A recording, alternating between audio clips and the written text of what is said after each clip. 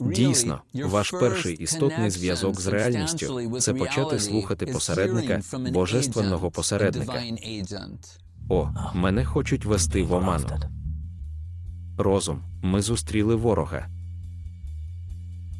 Вважати розум своїм найкращим порадником – не дуже гарна ідея.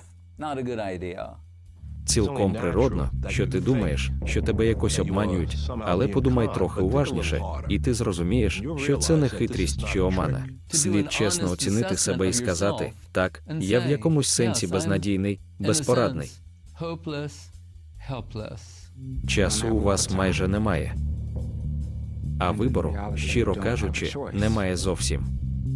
Найрозумніше, що можна було б зараз зробити, це отримати підтвердження наших слів із незалежного джерела. Тому ми намагаємося потрапити під вплив богонатхненої істини. Ми говоримо: о, і в Бхагавад-гіті Крішна каже, над почуттями знаходиться розум. Гаразд, розум вищий за почуття, і він є центром, вмістилищем чуттєвого досвіду. Далі Крішна каже, інтелект – це щось тонше, ніж розум. Гаразд, тепер я розумію, що таке інтелект. Інтелект – це дискримінаційний фактор.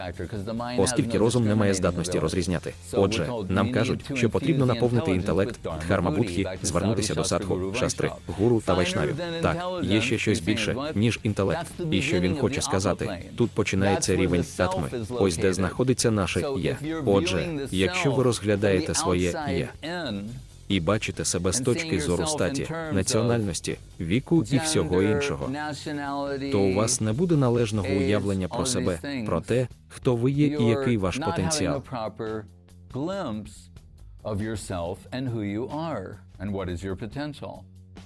На що я підписався? Просто знай. Якщо взявся за справу, то доведи її до кінця. Єдиний спосіб стати розумнішим – це грати з розумнішим супротивником.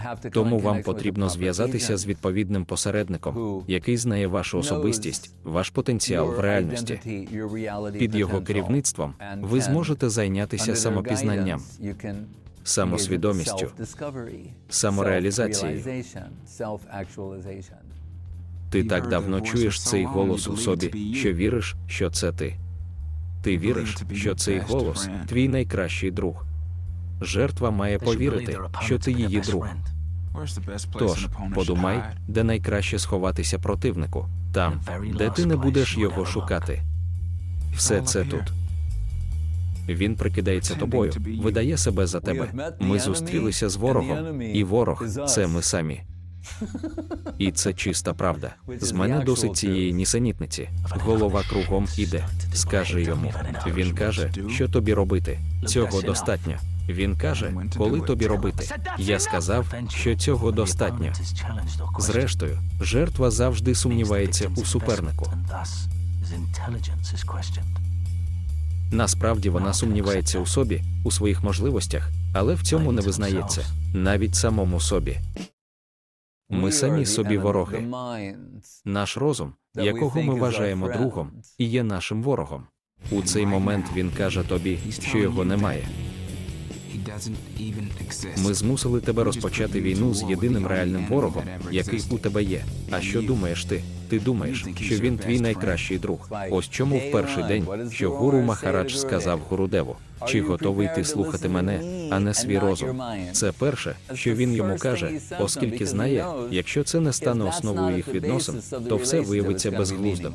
Він не прогресуватиме. Такий учень не просунеться дуже далеко. Все буде показним. Як шоу.